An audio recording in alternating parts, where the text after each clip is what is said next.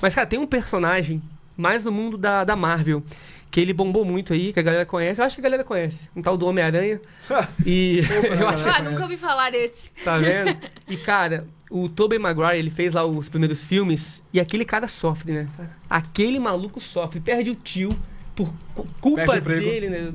Perde o emprego. Perde namorada, amigo, tudo.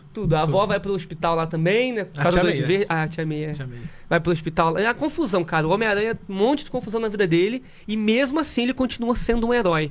Isso é muito difícil no mundo real, né? Você sofrer e continuar ali com a sua determinação, né? É complicado.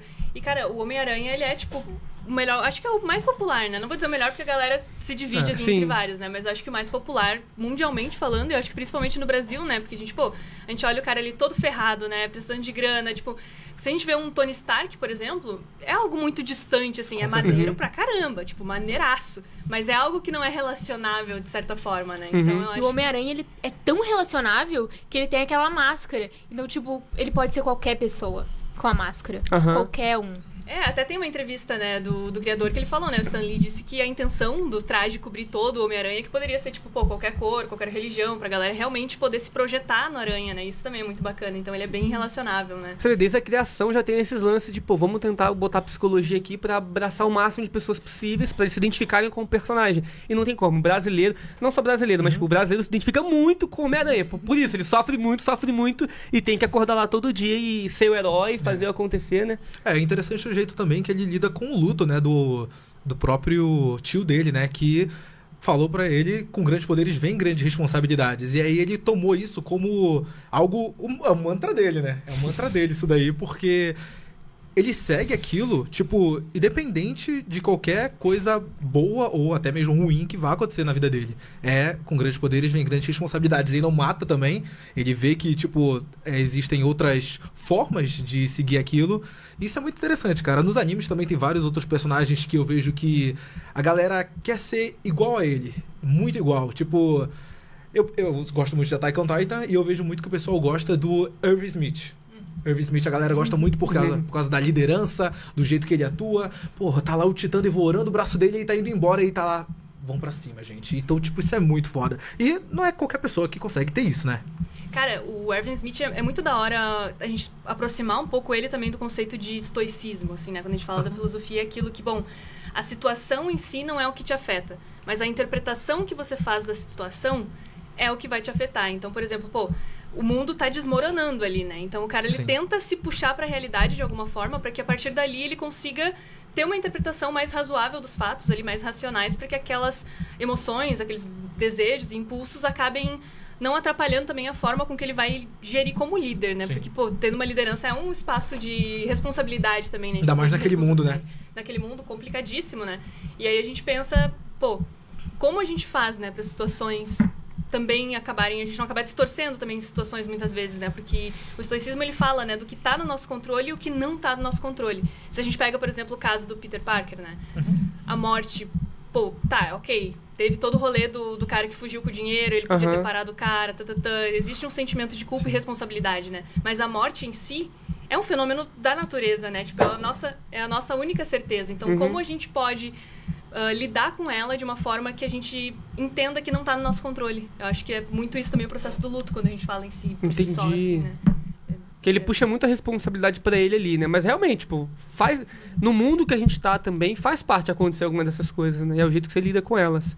Interessante. Existem estágios diferentes para esse tipo de luto, porque tem uma pessoa que, no caso do Peter, fala, tudo bem, meu tio me ensinou uma coisa, eu vou levar isso pra minha vida, só que nem todos os casos são assim.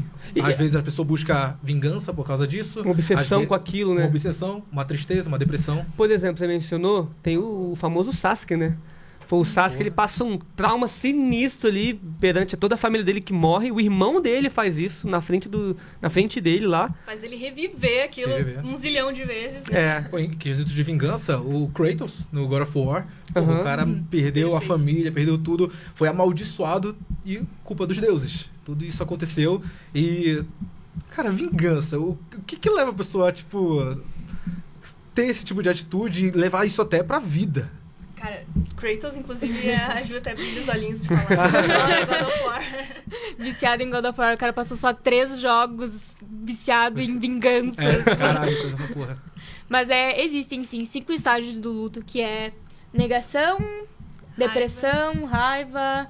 A barganha. Que é aquela coisa, tipo, bom, às vezes é pro melhor, ou, pô, é um plano dos deuses, sabe? Tipo, Entendi. Aquele argumentação com si mesmo, né? E daí a aceitação, né? Não necessariamente tu vai passar por todos eles e não necessariamente nessa ordem que eu falei também, né? Mas existem esses 5 estágios aí que a Elizabeth Kubler-Ross, né? Kubler-Ross é uma psiquiatra trouxe, sim.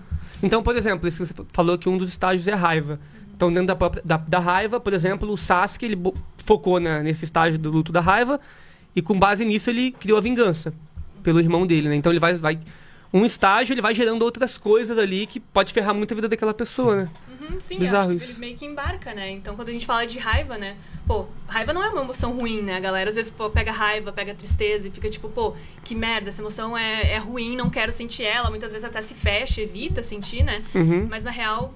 As emoções, todas elas estão nos sinalizando coisas, né? Elas estão meio que como um alerta ali, dizendo, pô, tem algo errado aqui ou tem algo errado ali, né? Eu gosto da metáfora da panela quente, né? Pô, se tu bota a mão numa panela quente, queima, arde, dói, tu tira, tu não vai deixar ali, né? Então, a emoção e o sentimento, o próprio sentido físico, tem uma função evolutiva, né, digamos assim. O problema é quando a gente deixa com que essa função ela acabe se distorcendo e acabe fazendo a gente agir de certa forma e ser guiado por isso, né? Ser guiado pela raiva, ser guiado pela dor. Aí é uma forma mais destrutiva de lidar, né? O ideal seria olhar para a situação, como a gente estava falando do Erwin, né? Sim. E tentar entender aquela situação de uma forma que ela não guie a gente para um impulso que possa ser prejudicial, né? Porque essa vingança do Sasuke, por exemplo, guia ele... Porque, tipo, ele larga a família que ele construiu, que foi a vila ali, os amigos, larga todo mundo só pra esse objetivo, de a todo custo ficar mais forte e matar o irmão dele, né? Então, tipo, essa vingança realmente guia a vida dele e destrói outros laços que ele poderia estar criando, né? Bizarro isso também. Até que ponto os traumas, eles podem influenciar, tipo, ao longo da vida da pessoa? Porque... Outro anime que eu gosto muito, o Blue Lock. Eu gosto muito do Blue Lock. Acho demais. Foi muito legal. E... Um ponto que eu acho bem interessante é logo o começo do anime, quando a gente vê o Izagi, ele tocando a bola no lugar de chutar pro gol. E aí a gente vê que ele fica se remoendo muito no decorrer do anime. Poxa, eu fiz isso de novo, eu continuo sendo aquela mesma pessoa. Aquilo realmente foi um trauma pra ele. Foi realmente um trauma gigantesco. E, como posso dizer, no decorrer do anime, ele continua com isso sempre. Isso é algo que... fica pra sempre na pessoa? Tem um momento que um trauma ele consegue ser, tipo, totalmente esquecido? Ou tem níveis de traumas pequenos ou grandes? Cara, é difícil medir, assim, Sim. tipo, pô, o que é um pequeno ou grande, até porque dependendo da pessoa e das experiências de vida que ela já teve, Sim. né, aquilo pode afetar de uma forma ou de outra. Mas faz muito sentido a pergunta, né, no sentido de, pô, será que isso vai perdurar a vida inteira?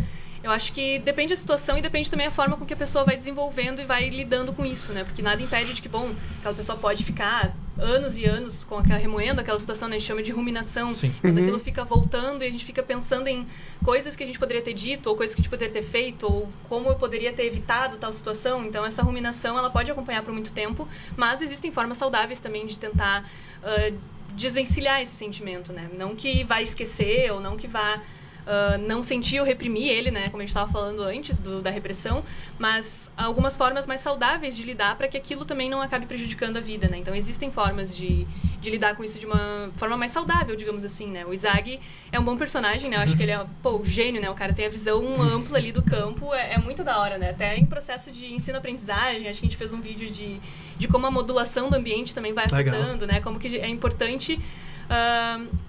o processo de neuroplasticidade também que existe no Izagi, né? A neuroplasticidade é mais ou menos a forma com que a gente vai aprendendo nas situações, a gente vai repetindo certas ações e certos comportamentos, e conforme a gente vai repetindo, mais fácil e mais conectado fica essas redes neuronais que vão ajudando a gente a repetir aquele comportamento novamente como se fosse um hábito. Tipo uma memória muscular? É, tipo uma memória muscular, digamos assim. E Entendi. o Izagi, ele manda muito bem nisso, né? Então, eu acho que é sensacional a forma com que ele tem uma inteligência corporal, digamos assim, né? Eu acho que a inteligência corporal, ela também fala muito do físico, né? Porque os dois andam juntos, de certa forma. Quem tem isso na vida real, acho que é o Cristiano Ronaldo, cara. Pô, Esse maluco é sinistro. é verdade. Será que o Izag não foi inspirado nele? Porque os personagens foram inspirados, né? Eu sei que o Bakira foi no Ronaldinho Gaúcho, É, né? o Bakira? É, o Sim, Bakira, foi. o Do do cabelinho O pintado. Izag é O o e-boy. zagueiro da Itália, que jogou no Milan. O nome dele é alguma coisa O Izag. zagueiro da Itália? Ah, então Eu faz sei sentido. muito bem de jogador de futebol.